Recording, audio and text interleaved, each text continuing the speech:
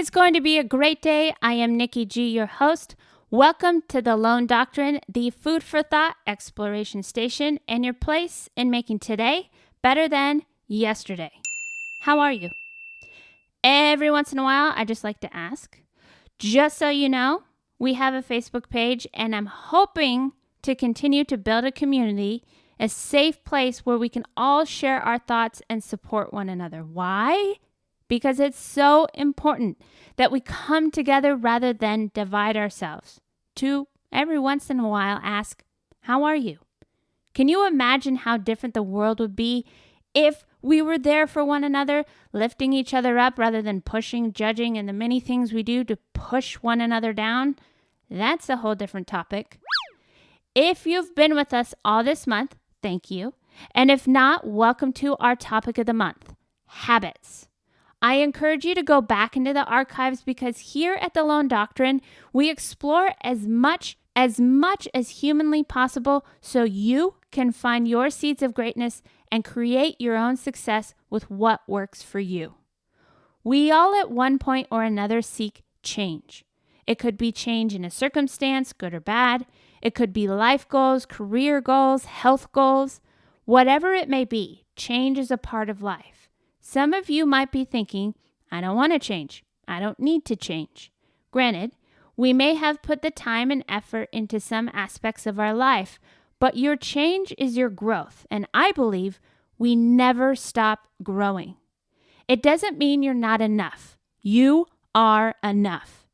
But whether we're ignoring the fact that maybe we should change some things for the better or become our best advocate, the core of all of that is habits.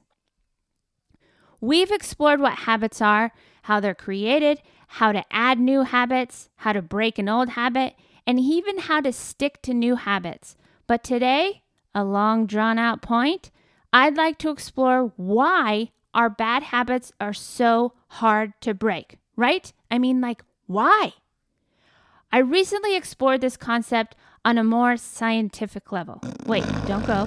I'll do my best to not bore you. As you may or may not know, I love to explore all angles, and I believe one shouldn't go into one way of thinking or even believe in something blindly. I very much encourage critical thinking and finding what works best for you. So let's explore. I am no scientist, but when I took biology of the brain in college, I was so fascinated on how we input just basic information. There's a theory that the brain doesn't really know good habits from bad. It only knows what it thinks is keeping you alive. Basic survival traits that come from our reptilian part of the brain, which we're more familiar with the fight or flight concept. I've mentioned this before, but our fight or flight process is there to essentially keep us alive. The problem is, in today's world, it's greatly overstimulated. Back in the more simple times, this part of our makeup would warn us and engage what we needed it for, and that was to run or fight a predator. Now that we're constantly overstimulated, our fight and flight is misfiring in a way that is just all over the place. It's overstressed. We are overstressed. So, to circle back around, when we're trying to break our so-called bad habit, our brain needs more help because it can take something like eating junk food, which contains addictive chemicals, which then fire up the hormones in your body like dopamine, the happy pleasure hormone, as something we need to survive. And so deep in our minds, it quote unquote thinks that this is something we need to survive when we actually don't. It's just sending a mixed signal, and we have to essentially get to a point to break the urge in order to break the habit. There's this idea of either this or that. We either can have it or we can't have it. If you've been battling an unhealthy habit, you've been trying to break it, but no matter what you do, nothing works, keep listening.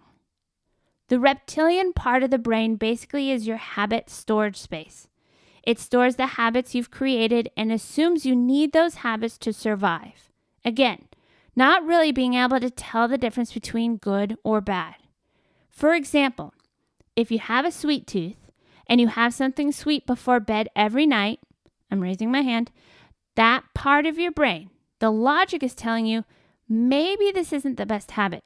You shouldn't have sweets every night before bed. But again, the reptilian part of the brain has stored the habit and thinks you need it to survive. So now what? Well, now you have two parts of the brain contradicting themselves. This is bad for you. No, it's fine. It's not healthy. Just this one more time, and on and on and on and on and on and on.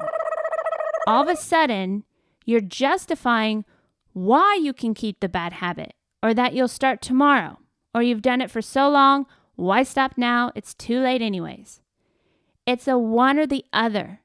But there's another option that most people don't realize because we're constantly taught to divide, that the in-between or the vast spectrum of life doesn't exist. By having only two options, you lessen your success rate. It's either this or that and may put someone in constant turmoil. Here's some food for thought. Instead of putting yourself in the have or have not, either have sweets at night or do not have sweets at night, or even determine whether one's good for you or bad for you, try coming from making your bad habit a thing of the past. You're not choosing one side or the other. You're more focused on your movement forward rather than the battle in your mind between the analytical state and the survival state. Now, on a more serious note, if this is an exploration that resonates with you and you're dealing with trying to break the habit of smoking or drinking, check out the books The Easy Way to Stop Smoking and The Easy Way to Stop Drinking by Alan Carr. This book will walk you through the process and take a different approach instead of the more common method of either or. It'll make the habit a thing of the past. Books are an amazing way to make today better than yesterday. Now, you might be thinking, who has time to read? As a Lone Doctrine listener, you can get a free trial to Audibles. Audibles through Amazon is in part our sponsor and provides thousands of books at the tip of your finger. You can access so much food for thought through your computer, tablet, and even your smartphone.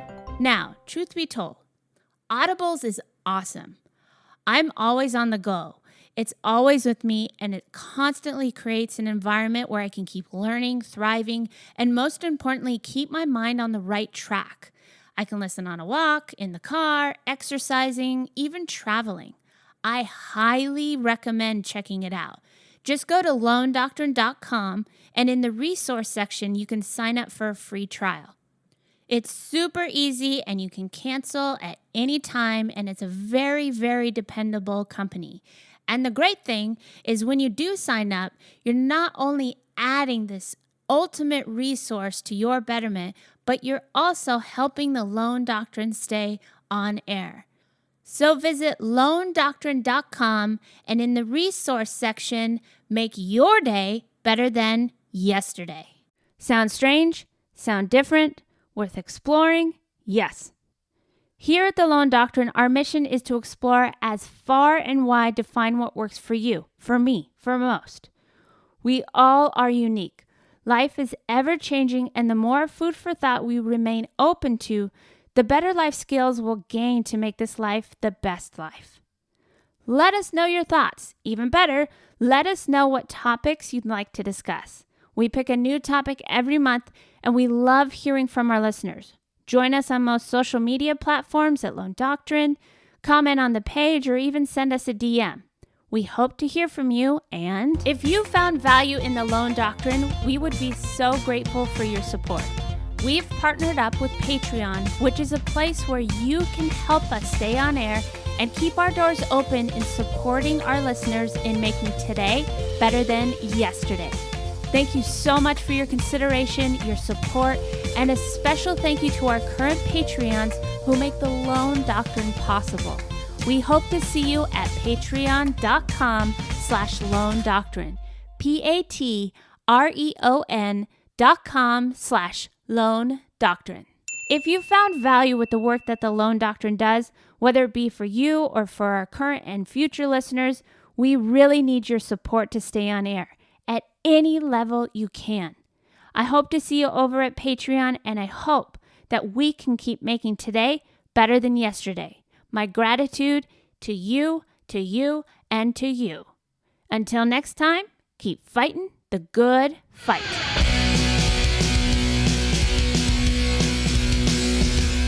It's a great day.